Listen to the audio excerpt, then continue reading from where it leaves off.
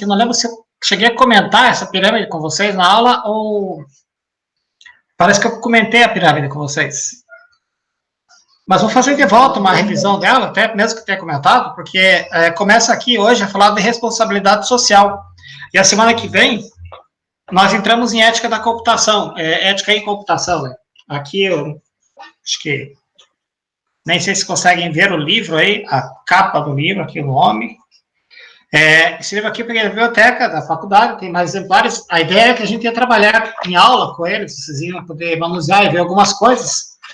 Mas como não foi possível, então eu fiquei com ele para trabalhar agora nessas 4 últimas semanas de aula do semestre, com coisas deles, que ele tem aqui uma parte bem interessante, um capítulo que é casos sobre ética em computação, que são casos específicos da área, e inclusive método para tomar a decisão em situações éticas que o autor desse livro criou.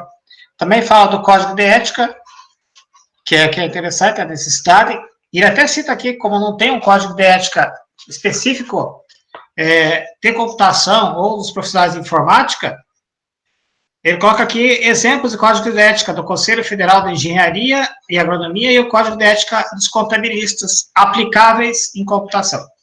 No ano passado, a gente fez com a outra turma, cada equipe, ia fazer isso com vocês também, montou um código de ética, fazendo parte a parte, desde o começo, o que é, para que serve tudo isso, com direitos, deveres, punições, foi bem legal.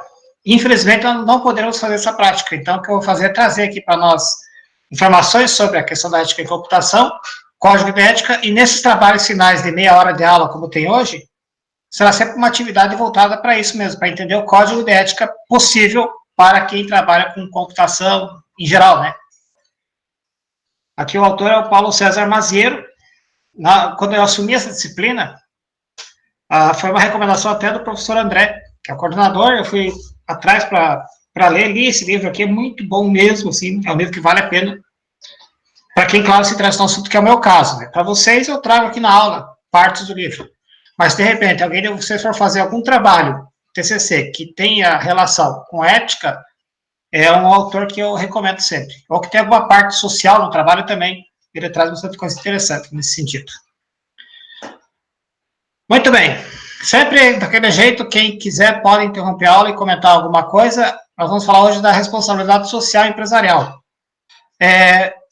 Já fui questionado também há muito tempo, alguns questionam, outros não questionam, assim, como pensando assim, que esse tema é muito voltado para a administração de empresas, como se fosse do curso de administração. Então, eu digo o seguinte, eu estou no curso de administração já, estou na faculdade há 15 anos, há 12 no curso de administração, não, 13 no curso de EDM, que fiquei 2 anos em outro curso, que não existe mais, e o pessoal lá me considera também como administrador, embora eu não tenha formação, porque eu fui comandante da Polícia Militar aqui na Vitória, no quartel, administrei o quartel todo, eu fui diretor de hospital, lá em Curitiba, do hospital da Polícia Militar, estudei bastante administração e relações públicas na faculdade, e no curso de formação de oficiais, então eu peguei um jeito disso daí, e de falar sobre isso, e também fundei uma escola de cursos profissionalizantes a futuros, que daí quando eu divorciei, passei para minha ex-mulher. Em 2002 essa escola foi fundada, até hoje ela existe. Então eu digo o seguinte, não precisa ser administrador para precisar da administração ou para fazer administração. Lógico, tem algumas coisas que são prerrogativas do administrador. Mas todos nós, na nossa vida, no nosso dia a dia, precisamos fazer isso. E a questão da responsabilidade social também entra dessa forma. Todos precisamos conhecer e entender para que ela serve, como que ela funciona, qual que é a importância dela para as organizações em geral. Seja para uma microempresa individual, seja para um prestador de serviços, seja para uma grande empresa. A responsabilidade social, ela vale muito para todo mundo, porque ela acaba sendo beneficiosa para quem a utiliza. De cara, talvez, para algumas empresas, pareça gastos, mas, na verdade, ela faz parte do processo, que é essa pirâmide aí, que foi Lewis Carroll que fez, Lewis Carroll é o autor de a lista das maravilhas, Ark Carroll, que propôs uma pirâmide que seja um modelo de responsabilidade social. Ele quer dizer o seguinte, responsabilidade social não é apenas fazer alguma coisa para a comunidade. Ela começa, e ali vem na base da pirâmide, pela responsabilidade econômica. Toda a empresa, toda a organização, ela tem que trabalhar pensando no lucro. O objetivo da empresa é o lucro. Ah, mas se a empresa for sem fins lucrativos, o objetivo da empresa sem fins lucrativos é sobreviver fazendo seu trabalho. Portanto, ela tem que ter rentabilidade também. E as pessoas que trabalham na organização, elas têm que estar pensadas e focadas nisso. Então, uma empresa que não tem responsabilidade econômica, que não chega a ser lucrativa, ela não traz benefícios sociais também. Então, é importante, como primeiro momento, assim, da RS, da responsabilidade social empresarial, é a responsabilidade econômica. Logo depois dela, e não tem como ficar sem ela, é a responsabilidade legal. Ou seja, fazer com que a documentação ande e funcione. No Brasil, nós temos muitos trabalhadores informais e pessoas que montam empresas informais, que talvez aqui na sala tenha alguém assim também. Eu, com a minha escola, a gente ficou de 2000 a 2006 informal. A escola existia, tinha um nome, mas não existia nada feito no papel, porque era muito caro para abrir muita coisinha, etc e tal. Até a gente descobrir quais são os caminhos mais fáceis de abrir uma empresa, né? Então, muita gente acaba não cumprindo a responsabilidade legal, mas é uma exigência importante para dizer que essa empresa também é socialmente responsável, porque quando ela cumpre a parte de documentação legal, ela vai atender também os impostos necessários, ela vai pagar impostos que são precisos pagar, ela vai retribuir à comunidade a sua existência. E daí vem a responsabilidade ética. A pirâmide está mais na base, mais coisas, e parece que vai diminuindo, mas na verdade elas estão sempre permeando uma pela outra. A ética é o cumprimento da legalidade, mas principalmente a preocupação que esse cumprimento do legal seja positivo para a comunidade. Então a empresa tem que mostrar a sua reputação positiva para fora. Vem aquela questão do capital reputacional, que é um conceito da aula anterior, que é a empresa ser muito bem vista por seus stakeholders. Stakeholders são todos aqueles que estão em volta da empresa, acionistas, colaboradores, famílias dos colaboradores, fornecedores e principalmente consumidores. E também o próprio governo. E aí sim, no topo da pirâmide, as responsabilidades discricionárias. A palavra discricionária quer dizer, faça se quiser, atue se você achar que precisa. Então, essas responsabilidades, elas não são cobradas das empresas tanto quanto a econômica, legal e ética. Aliás, não são cobradas. Mas, hoje, a sociedade olha melhor as empresas que praticam atividades extra à sua atividade fim. Há empresas que atuam no seu entorno, que auxiliam a comunidade, etc.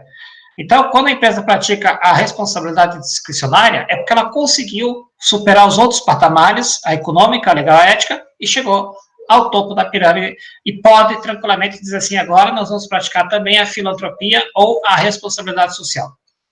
Lembrando que filantropia é interessante, por exemplo, quando a empresa arrecada alimentos, arrecada roupas, produz máscaras na época do coronavírus para entregar gratuitamente, isso é filantropia. A responsabilidade social é quando essa filantropia faz parte de um planejamento da organização para que as coisas rotineiramente aconteçam. Ou seja, eu posso o tempo todo auxiliar a organização, a comunidade, a sociedade, doando coisas, mas se eu não tiver na minha empresa um planejamento para isso, eu não pratico a responsabilidade social na prática mesmo. Então, eu preciso ter documentado tudo isso e ter como parte do processo da organização. Mas não é obrigatório. Porém, existem institutos, no caso do Instituto Ethos, um dos principais, que medem como as empresas são responsáveis socialmente. Tranquilo? Muito bem. O próximo slide é só um resumão da pirâmide. Tudo que eu expliquei está ali só para ficar mais definido, caso se alguém quiser rever e tirar alguma dúvida ainda. Aí, passando ali para a concepção sistêmica da gestão ética. Então, nós vimos que é sistema. Um sistema, ele representa um conjunto de valores, um circuito que pode ser aberto ou fechado. E a concepção sistêmica é você ver tudo no sistema, ver todas as coisas como se olhasse a organização de cima para baixo, né? Toda ela. E aqui tem as características gerais da concepção sistêmica. Primeiro, a inter-relação. Essa inter-relação é, dentro da organização, as pessoas, internamente, tanto quanto colaboradores entre si, quanto colaboradores com chefia, etc., quanto da própria organização com a sociedade, com terceiros que são familiares, público externo e familiares dos seus colaboradores, a interdependência, a inter-relação, mas ao mesmo tempo que eu me relaciono com as pessoas, eu também dependo das pessoas e posso não depender. A interdependência significa o seguinte: eu, quando preciso, eu sei que eu tenho ali as pessoas da minha organização, mas se não preciso, eu faço o meu trabalho e executo e ele vai sozinho. Precisou, eu sei que tem, não precisou, não tem. Essa é a tal da interdependência. Junto com a interdependência aparece a cooperação, que é justamente o contrário daí. Eu, às vezes, estou fazendo o meu trabalho e não percebo que preciso, mas outro percebe e colabora comigo. Não significa também, dentro da organização, as pessoas deixarem de fazer as suas atividades, mas perceberem que a sua atividade é importante para o bom andamento das demais. Solidariedade, que é a preocupação aí com a questão do ser humano em si, tanto do ponto de vista interno, embora haja competição, e a competição é necessária das organizações privadas, deve haver também a cooperação seguida de solidariedade, que é você entender e ter empatia com o outro. E essa solidariedade acaba indo para o lado externo da organização e que passa a ser chamada de responsabilidade social. A responsabilidade social não é apenas se preocupar com a comunidade fora da empresa, mas com a comunidade interna. Tem organizações que montam escolas dentro da empresa. Eu lembro que aqui tinha uma de cimento, esqueci o nome agora, que fica ali no São Gabriel, que eu fui visitar uma vez, eles tinham construído uma escola. Foi fazer, na verdade, um trabalho com eles de consultoria, e eles me mostraram a sala de aula deles. Eles estavam montando uma sala de aula para alfabetização e progresso educacional dos funcionários. Depois eu não tive mais contato, eu não vi se eles colocaram esse projeto para funcionar. É a famosa aí de cimento da cidade, eu já esqueci o nome. E daí a percepção de resultados, que a empresa perceber que os resultados da sua gestão ética são positivos e que seu nome está muito bem visto no mercado.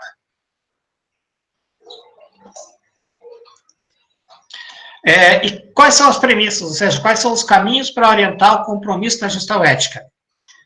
A primeira questão é a interação holística ou sistêmica com os colaboradores, sejam eles contratados, voluntários, etc., com parceiros e com a clientela, os seus clientes. Ou seja, é a interação com os seus stakeholders, com os seus contatos todos. Essa é a ideia, para atingir resultados sociais que ela se propõe a atingir.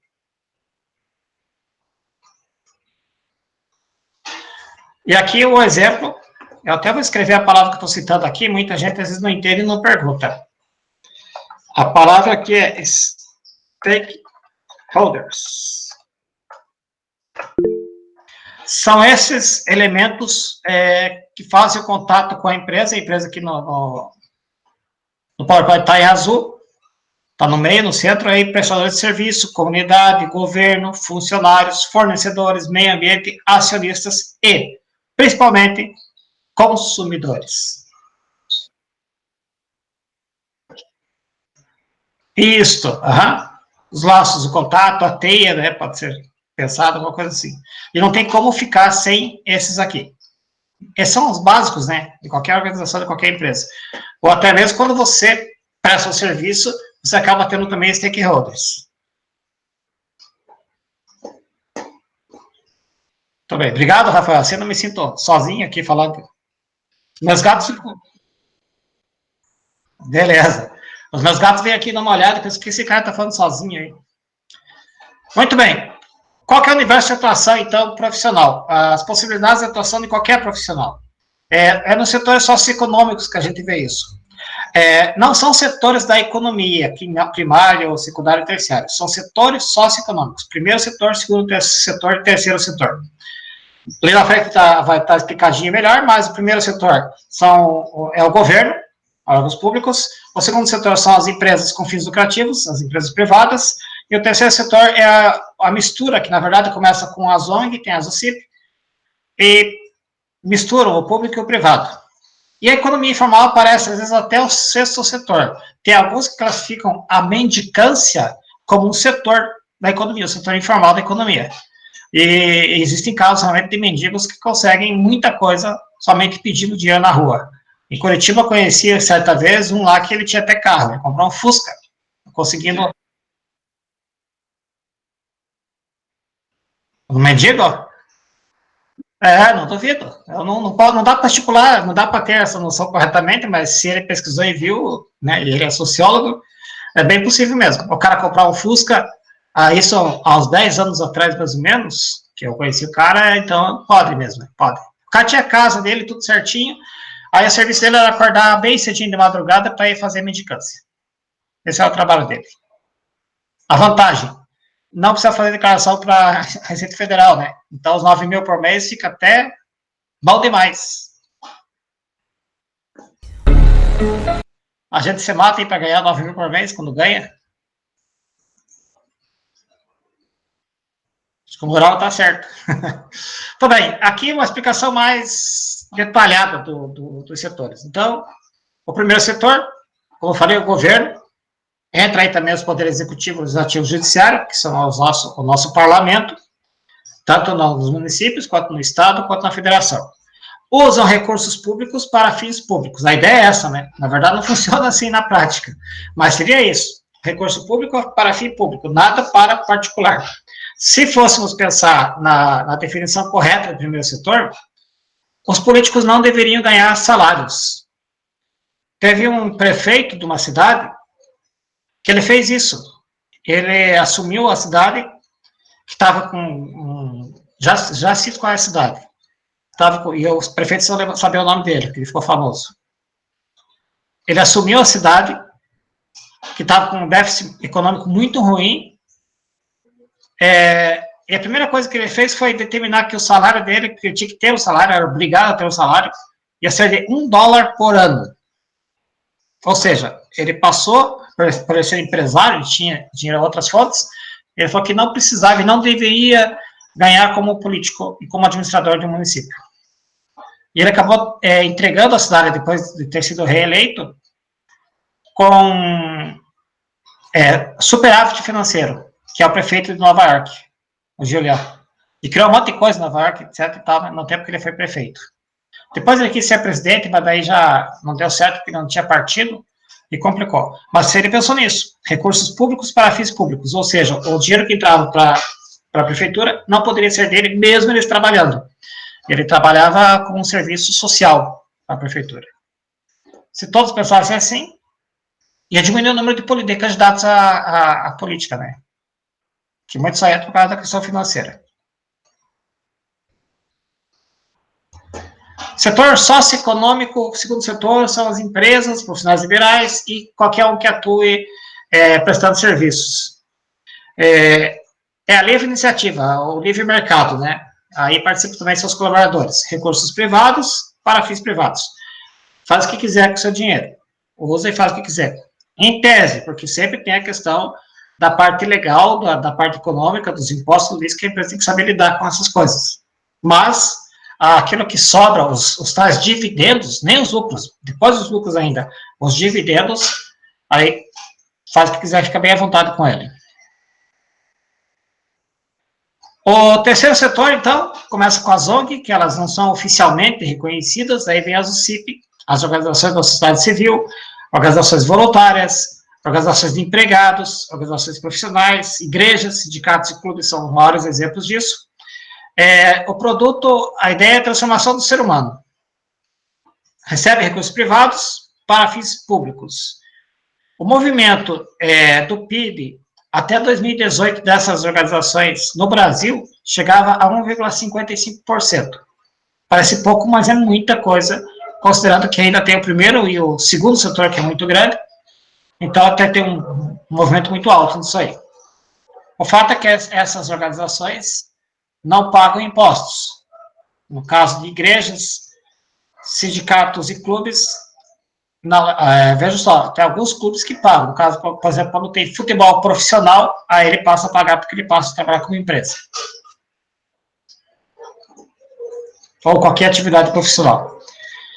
Peter Drucker é um dos gurus, né, da administração em geral, ele fala o seguinte: para entender o que é uma empresa, devemos começar com a sua finalidade. Para que a empresa existe? Ela deve situar-se no exterior dela mesma, ou seja, da própria empresa. De fato, deve situar-se na sociedade, já que a empresa é um órgão da sociedade. Eu devo ter citado, se não citei, vou citar hoje a Univasul como exemplo de uma empresa que está aqui na cidade há 18 anos, vai para 19 agora.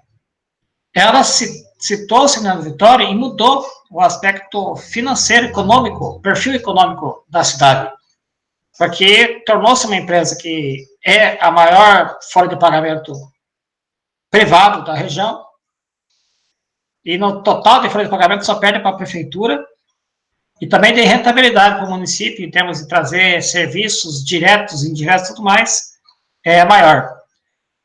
Então, veja só, essa empresa citou-se além dela. Então, não ficou fechado apenas em ser uma faculdade ou algumas faculdades. Ela foi se expandindo e, ao mesmo tempo, indo além dela. Esse é um bom exemplo, não é puxar saco, não, porque eu reclamo de algumas coisas da Univasul, mas é um exemplo de uma empresa que se destaca dessa forma. A contextualização disso que ele fala é o impacto positivo ou negativo sobre hábitos dos cidadãos como consumidores. Então, quando a pessoa, por exemplo, sabe que uma empresa usa trabalho infantil forçado, explora o trabalhador, não preserva ou polui o meio ambiente, essa empresa é vista negativamente. É até interessante, tem uns vídeos aí bem legais, para quem quiser ver sobre isso, sobre trabalho escravo. A Liga, que era um programa antigo que existia na Bandeirantes, mostra lá um programa que eles veem pessoas fabricando calças, costurando calça e tudo mais. E são escravizados.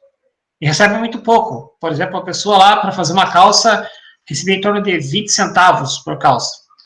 E daí são até onde essas calças são levadas para venda ao público direto, e eles chegam a três grandes marcas internacionais que exploram, tanto aqui no Brasil, quanto na China, quanto no México, na Bolívia, trabalhadores para fazer mais barato. Ou seja, uma pessoa fabrica uma calça e ganha 20 centavos, e essa calça é vendida por R$300 na loja, por causa da marca, etc. Isso, quando foi divulgado, na época, foi bem negativo. A empresa tiver que fazer muito comercial para poder limpar o nome, etc. E eu acabei vendo isso porque eu trabalho numa parte lá no colégio, dos alunos, justamente com a questão do trabalho escravo.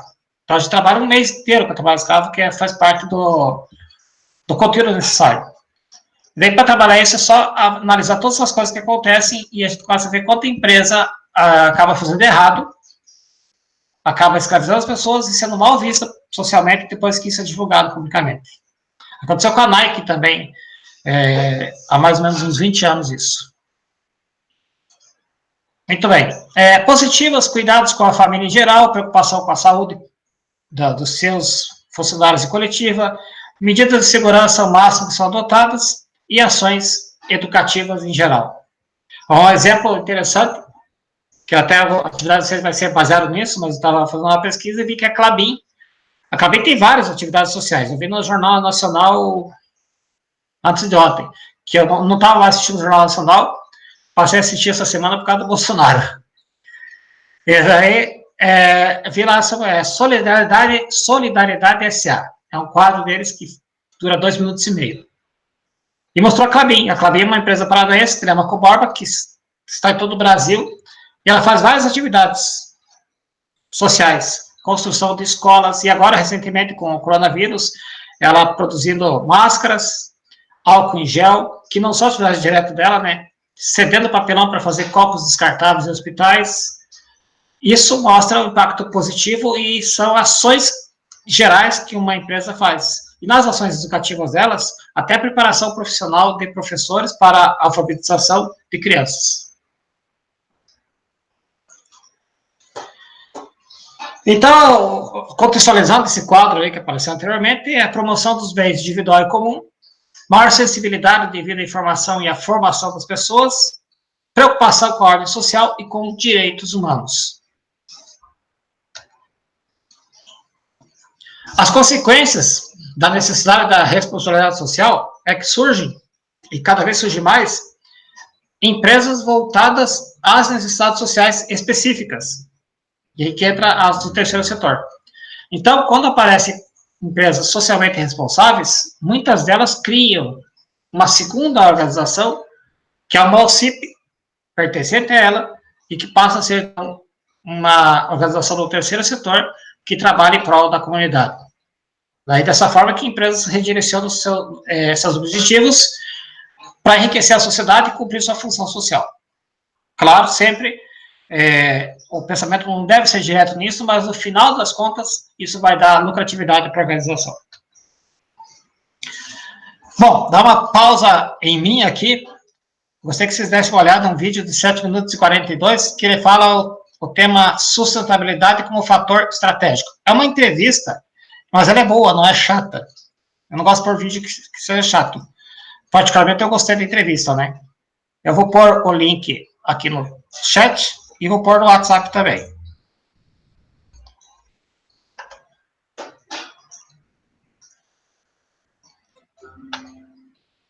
Vou colocar no WhatsApp.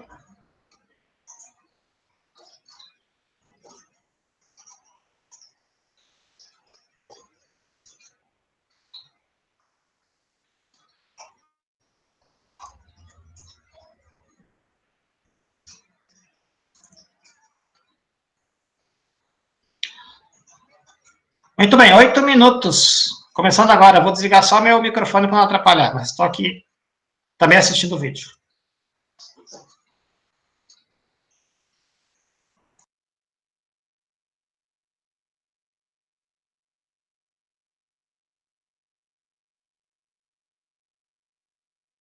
Aqui conosco no portal HSM, João Francisco de Carvalho Pinto Santos, sócio-diretor da empresa DEQI, que é uma consultoria na área de sustentabilidade.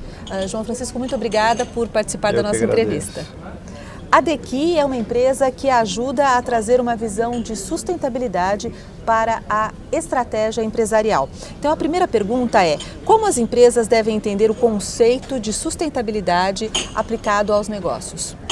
A sustentabilidade é um jeito de fazer negócios, né? As empresas acham que isso muitas vezes pode representar custo ou mais despesa, quando na verdade a gente fala do lucro sustentável. Ele vai chegar no mesmo lucro ou ter mais lucro de uma forma sustentável. O que é sustentabilidade? É você estabelecer com todas as partes interessadas uma relação ética, transparente, e envolver essas partes do seu planejamento estratégico para poder atender as expectativas de todos e não só do acionista, né? E que benefícios essa conduta gera para a empresa? As empresas hoje que têm boas práticas corporativas de gestão, elas têm benefícios tangíveis, benefícios intangíveis. Você tem casos de empresas, inclusive, que têm aumento de lucro com uma conduta desse tipo. Empresas que, quando melhor lidam com a questão de resíduo, com a questão de energia, com uma série de questões que hoje impactam brutalmente custo de operação, você pode ter redução de custos. Então a lucratividade é um benefício que pode acontecer, dependendo do tipo de prática que se adota.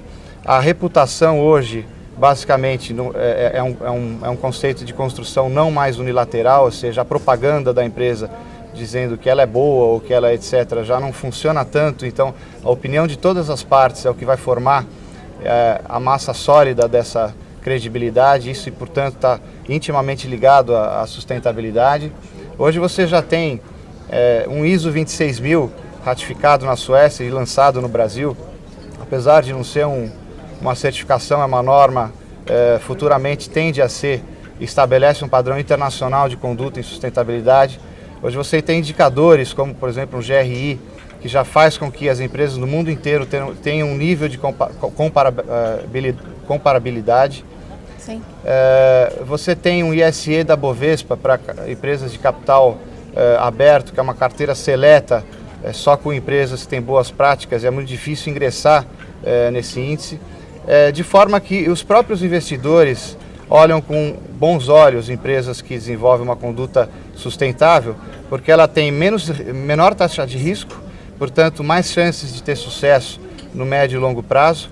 Então ela tem mais condições de ter acesso a capital, mais condições de ter recurso, ela gera uma imagem mais positiva junto a todas as partes, gera mais reputação e, portanto, um ambiente mais favorável ao seu crescimento.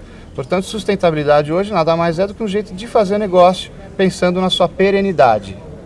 E normalmente se tem uma ideia de que um projeto de sustentabilidade pode ser algo muito dispendioso para a empresa e talvez mais voltado para as empresas de grande porte. Essa é uma visão equivocada, não é verdade? Já existem projetos, programas de sustentabilidade que podem muito bem ser incorporados por empresas de pequeno e médio porte. Sim, porque a sustentabilidade é um conceito, é um jeito de fazer negócio. Então isso pode se aplicar a empresas de qualquer tamanho. É evidente que as empresas grandes, elas têm mais recursos e uma complexidade maior para lidar, né? As empresas pequenas também têm o seu fornecedorzinho, ela também tem o seu cliente, sua política de compra, ela deve estar num local, quer dizer, a primeira coisa que ela tem que pensar é em se legalizar, né? A questão ética, a forma que ela lida com o seu fornecedor, com o seu cliente, se ela descarta o seu lixo corretamente, quer dizer, ela pode aplicar esse conceito num nível de complexidade muito menor, mas deve e pode aplicar o conceito, né? A sustentabilidade ela vai desde isso que você acabou de mencionar, como descartar o lixo, e que outros exemplos você poderia nos dar para empresas de pequeno e médio porte?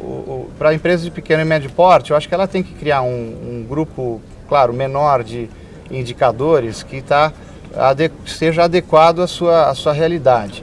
Então ela pode falar em lixo, ambientalmente falando, eu acho que ela tem a questão do resíduo, pode ser a questão do efluente, ela tem um nível mínimo de emissões que ela pode eventualmente plantar algumas árvores para poder neutralizar. Ela tem uma política com os fornecedores, de que forma que ela escolhe esses fornecedores, se isso é documentado, contabilizado, se isso é legalizado, se tem nota fiscal, se ela emite nota para o seu cliente, se ela não faz propaganda enganosa para o seu cliente, se ela não tem um produto que faz mal para o seu cliente. Acho que tudo isso está dentro de uma realidade de pequena empresa, como exemplos, né? João Francisco, e quais são os passos fundamentais para aplicar esse conceito numa empresa? A experiência mostra que alguns princípios têm que ser cumpridos, caso contrário, o processo todo se compromete. O princípio da horizontalidade é o primeiro, quer dizer, a sustentabilidade tem que ser transversal a todas as áreas da empresa e não se submeter a uma área como RH, o marketing, etc.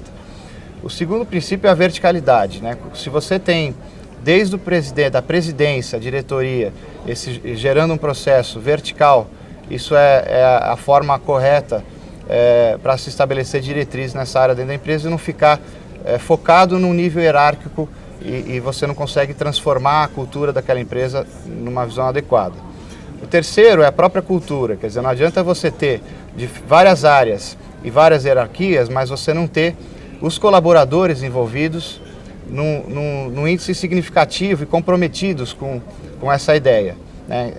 O quarto é a institucionalidade. Você não adianta sensibilizar as pessoas e não criar metas e critérios que vão ser incorporados no planejamento estratégico e vão participar da própria avaliação dessas pessoas, né? Então, para isso, você estabelece uma política de sustentabilidade e você estabelece regras que devem ser cumpridas. O outro é a governança, de que forma esse tema vai ser gerido dentro da empresa, né? Formar comitê, capacitar, quem vai representar esse comitê, como vão se tomar as decisões.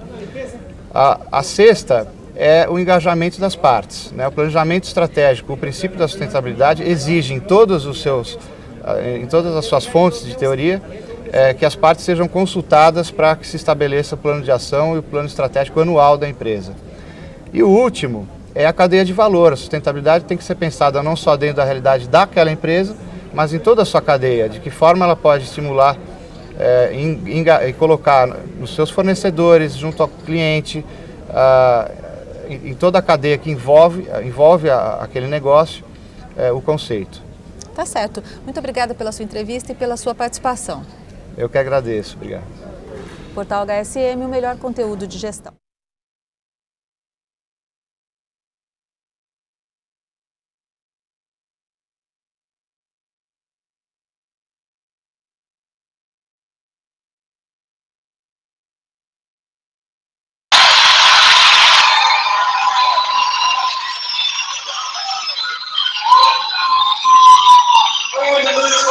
Singing.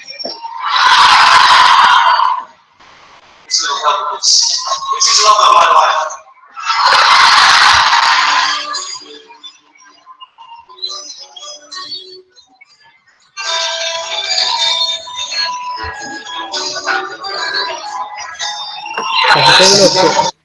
Beleza. Então, tá bom. Então, a gente vê que nessa entrevista, ele fala da importância que é a responsabilidade social e que qualquer empresa pode fazer, e dá exemplos práticos realmente. Isso que é interessante, porque muitas empresas pensam, às vezes, na dificuldade que é fazer isso. E ele coloca também a questão de ser realmente responsável, que é a verificação de documentação de todos aqueles produtos que entram e saem, e de como que faz o descarte de produtos que sobram. Basicamente, está aqui o que ele fala lá na entrevista. A missão social da empresa é oferecer produtos e serviços à sociedade.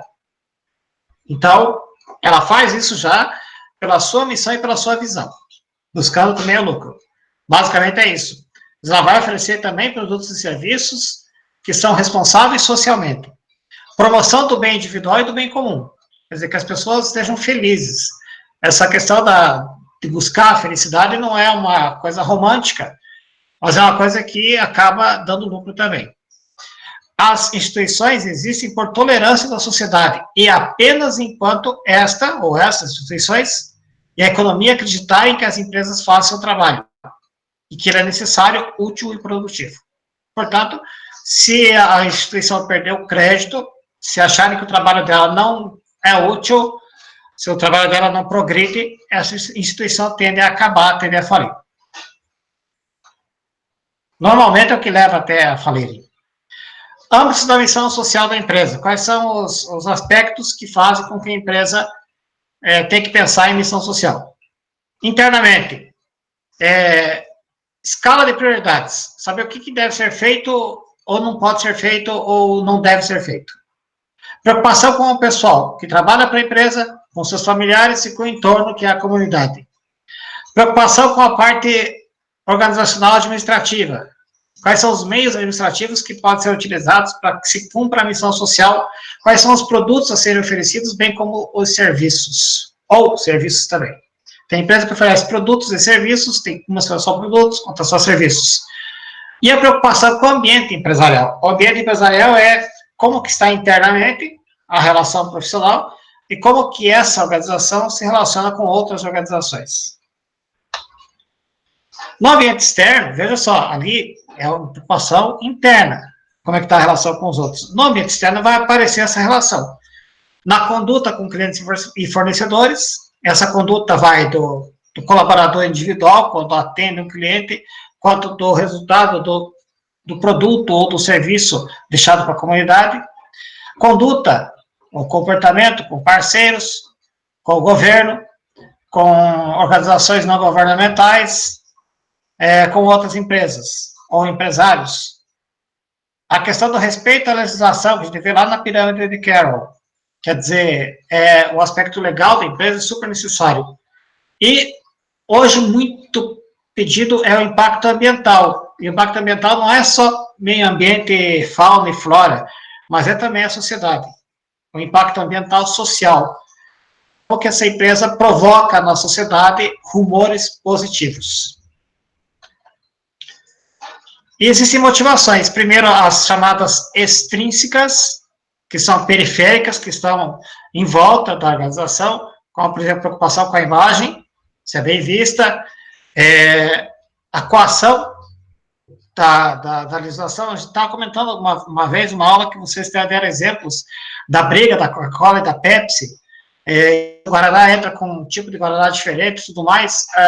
Mudança de imagem da empresa. E se essa imagem é positiva. A legislação e a mídia coagem, ou seja, obrigam a empresa a agir. Então, ela tem que se motivar em cima disso.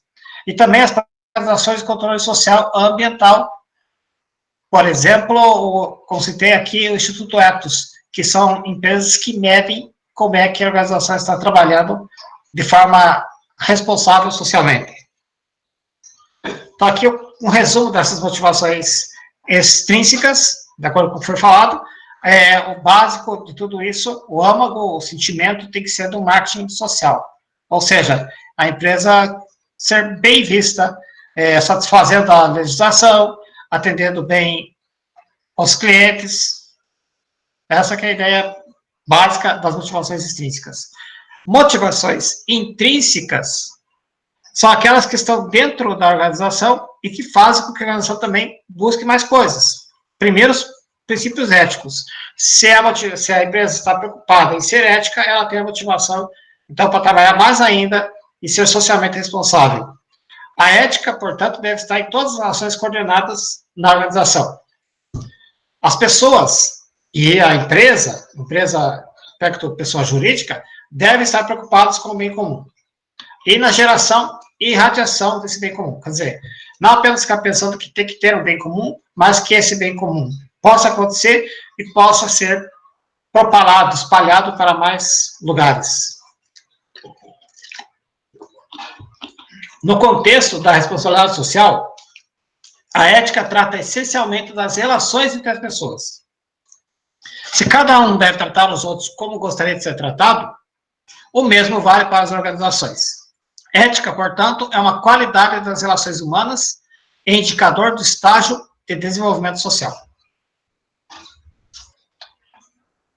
Aí é um resumo das motivações intrínsecas. O âmago, então, são os valores éticos. A ética é que motiva a satisfazer o cliente, a adequar todas as interações da organização com os seus stakeholders e etc.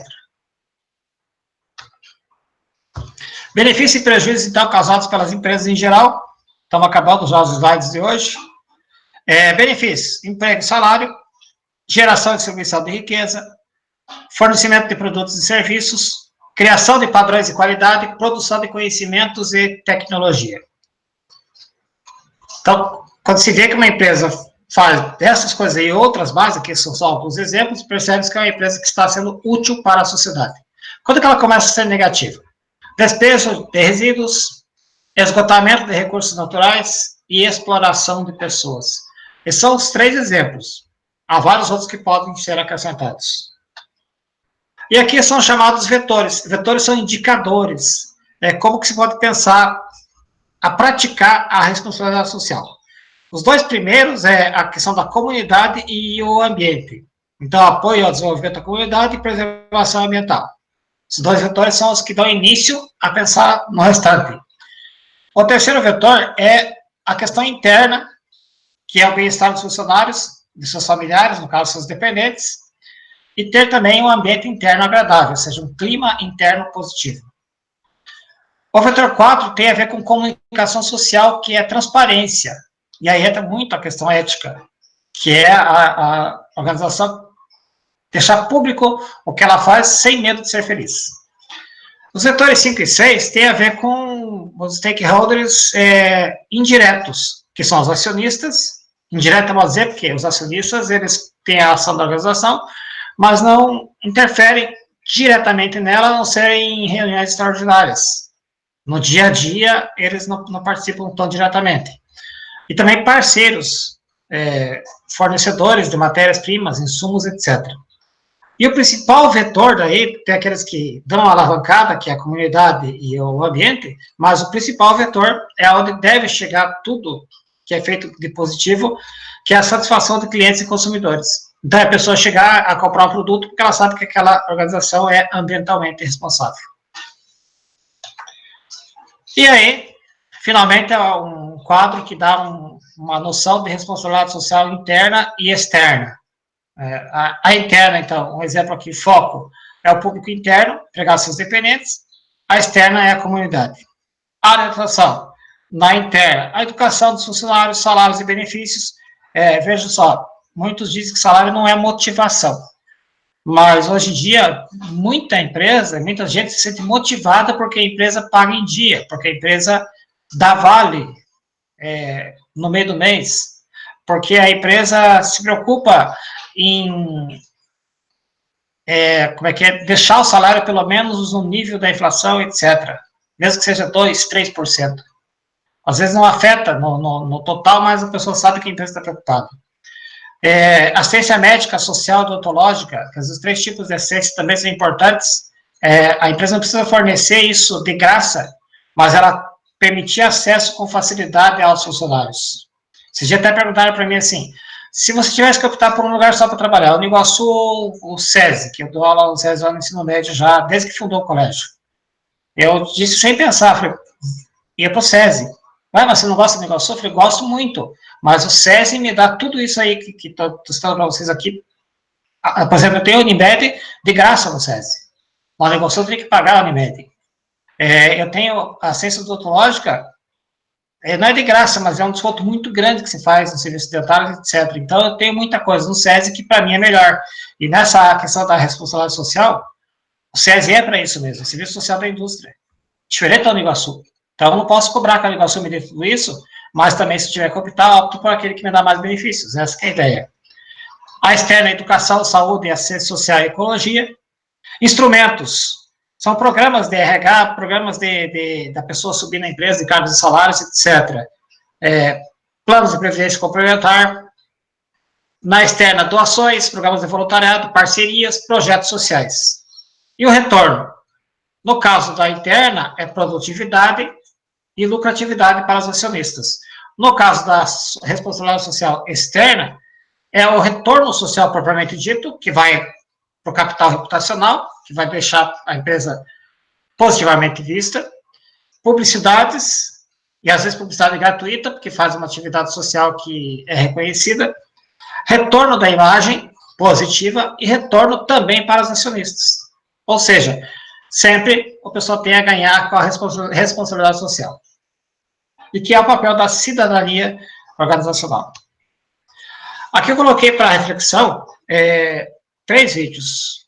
O Só de Sacanagem é um poema, que talvez você já tenha visto em algum lugar, que o pessoal espalhou bastante isso já, que a pessoa fala que só de sacanagem ela vai começar a ser cada vez mais honesta. O Edgar Morin aqui, O Futuro da Humanidade, é bem interessante, mas é um vídeo que você tem que sentar com mais cuidado para assistir, mas ele discute realmente como que se espera e o que se espera da sociedade, ele já falou isso há alguns anos, e a gente vê que é muito próximo do que a gente está vendo hoje de realidade. E outra, a gente se acostuma aqui também, que é, assim, mais poema, sobre a gente se acostumar com tudo que acontece, mas não deveria se acostumar. Deveria rever até mesmo o que a gente pensa das coisas. E as referências da aula de hoje, de todos esses slides aí. Pergunta, comentário, reclamação, queixa, divagação, pedido. Muito bem, o tempo que eu destino a aula, então, de 30 minutos. Vou passar para vocês uma atividade, e eu vou dizer o seguinte, Edson, eu vou postar agora lá para vocês, já a pergunta, e depois ponho no Classroom, completo lá as orientações. Eu faço um monte de orientação, eu coloco exemplo, tudo, e às vezes alguém, nunca ninguém reclamou, né, mas às vezes alguém pode pensar assim, o professor pensa que a gente é burro, fica colocando detalhezinhos e tal. Eu faço isso porque tem muita gente que depois, tanto a turma de vocês, quanto a turma de vocês menos, né, mas assim, em outras turmas, que é mais primeiro ano também, que o pessoal fica depois perguntando exatamente o que eu vou fazer, embora já tenha as orientações ali. Então, o pessoal às vezes não lê a orientação, ou não entende, não consegue entender e tudo mais. Por isso, eu tento mastigar o mais possível. Ainda assim, claro, se a pessoa não compreender, eu fico à disposição para orientar um pouco mais pelo WhatsApp, eu vou estar aqui na sala enquanto vocês fazem o trabalho. A ideia é essa. Então, assim, vocês terão a meia hora final, mas o prazo de entrega é até amanhã, às 14 horas. Só que eu sugiro aproveitar hoje, amanhã, inclusive, é feriado, né?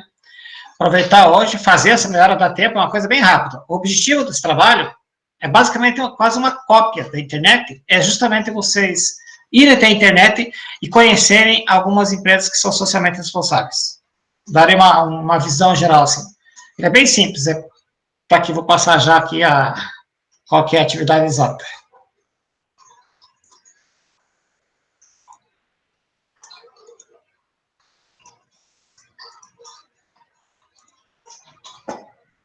Claro, outro objetivo é ter um conjunto de notas para dar no final, para atribuir no final do bimestre. Então, veja lá. Pesquisar na internet e relacionar 2 empresas brasileiras que praticam a responsabilidade social. Citar o nome de cada empresa, resumir a atividade que faz e citar de onde tirou a informação, que é a fonte de pesquisa. Daí, para facilitar, eu fiz um exemplo aqui de uma, não fiz duas, mas fiz de uma, que eu citei na aula hoje.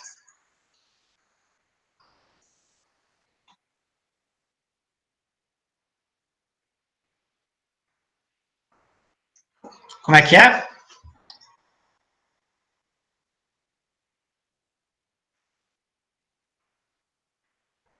Ah, é. Uma boa também. Aham. Ou pode colocar no. Eu sugeria também no Google colocar lá empresas socialmente responsáveis, né? Ou responsabilidade social das empresas. Ou isso aí também, no Sobre Nós tem bastante coisa.